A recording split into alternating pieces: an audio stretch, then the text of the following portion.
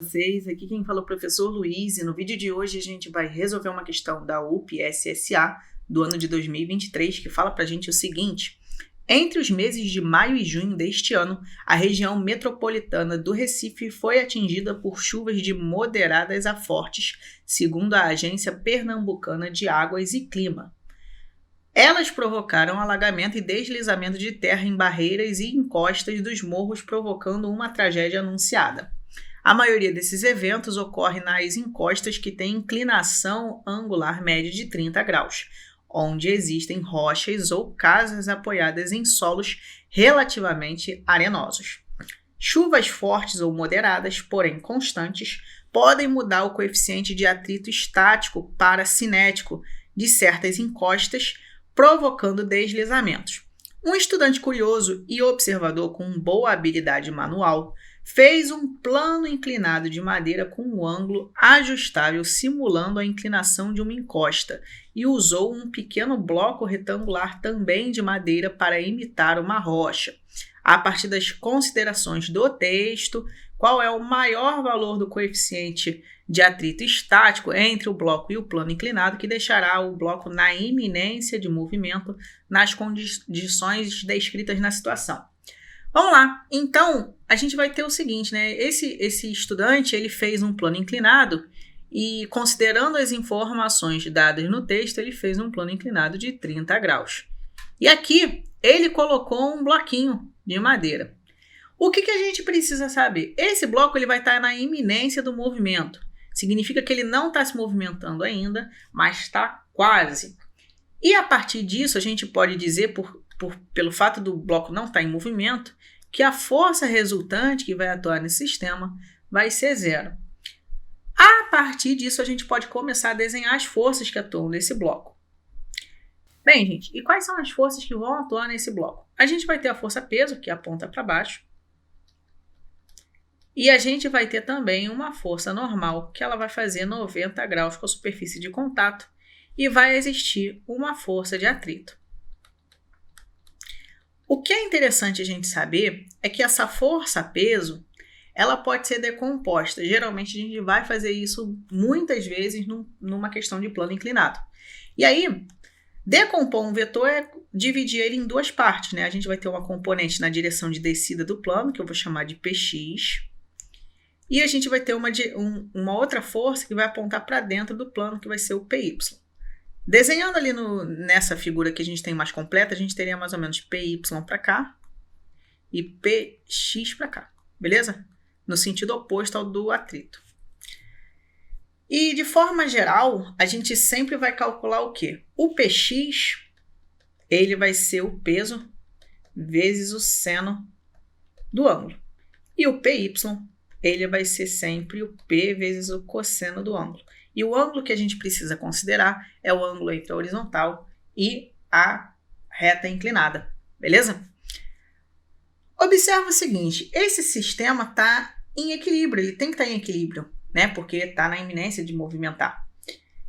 Logo, essas forças elas vão se equilibrar. É importante a gente lembrar que como a gente decompôs a força-peso, ela não vai existir mais. Então, a gente só vai ter Px, Py, Fat e normal. A normal, ela é equilibrada pelo Py, enquanto que a força de atrito equilibra o Px. E a partir dessas condições, a gente vai começar a resolver as coisas. Observe então o seguinte, ó. Eu sei que a força de atrito é o que a gente quer relacionar, porque a gente quer achar o coeficiente de atrito, ela vai ter que ser igual ao Px. Vamos começar a abrir isso aqui. Essa força de atrito, por ela estar associada a um corpo que está parado, mas está na iminência de movimento, significa dizer que essa força de atrito está no seu valor máximo. E quando ela está no valor máximo, a força de atrito estático, né? Ela tem um jeito de calcular. E qual é o jeito de calcular a força de atrito estático no seu valor máximo? É calculada da seguinte maneira. A força de atrito estático máximo, ela depende do coeficiente de atrito estático vezes a normal. Então, a gente vai ter aqui o coeficiente de atrito estático vezes a normal. O Px, a gente sabe que é P vezes o seno do ângulo. Essa normal, a gente sabe que ela é em módulo igual ao PY. Então, eu vou substituir aqui normal por PY. A gente vai ter, então, ó, coeficiente de atrito estático vezes PY, tendo que ser igual ao peso vezes o seno do ângulo. Agora, eu vou abrir esse PY, porque a gente sabe que PY é P cosseno. Vamos lá, então. A gente vai ter que o coeficiente de atrito estático, que é o que a gente quer encontrar, vai ser justamente o PY, que é P vezes cosseno do ângulo, e isso tem que ser igual ao peso vezes o seno do ângulo.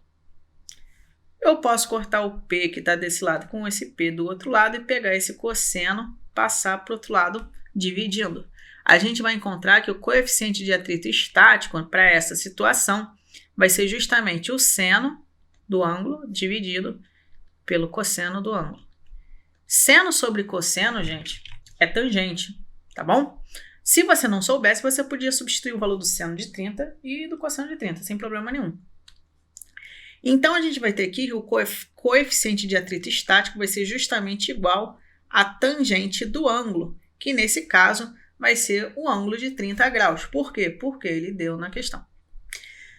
Qual é a tangente de 30? A tangente de 30, né? Eu vou colocar aqui de azul clarinho. A tangente de 30, ela é, lá da tabelinha, da musiquinha da tabela, é raiz de 3 sobre 3.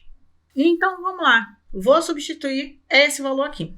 Então, a gente vai ter que o valor do coeficiente de atrito é justamente raiz de 3 sobre 3. Observa que você não vai encontrar esse valor aqui, né? Ele não deu nada que permita chegar a essa conclusão. Mas como que a gente vai fazer isso? A gente pode lembrar que a raiz de 3, ela pode ser expressa como 3 elevado a meio. Ok? A gente pode usar a propriedade da potência para transformar essa raiz num expoente. E aí, o valor que está aqui vem para cá e o valor que está fora da raiz vai vir aqui para baixo. Beleza? A partir disso, a gente pode fazer o seguinte. A gente sabe que o expoente daqui é 1 e aqui o expoente de cima é meio. Divisão de potência de mesma base. A gente pode repetir a base e diminuir os expoentes. A gente vai ter 1 meio menos 1.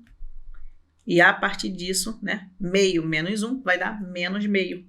Menos meio é escrito dessa forma. E esse resultado, olha que incrível, ele tem lá na opção. Que opção é essa? Opção da letra E. E assim a gente encerra a questão, beleza? Dá uma olhadinha como ficou. Eu vou ficando por aqui. Eu desejo uma ótima semana, bons estudos e até a próxima. Tchau, tchau.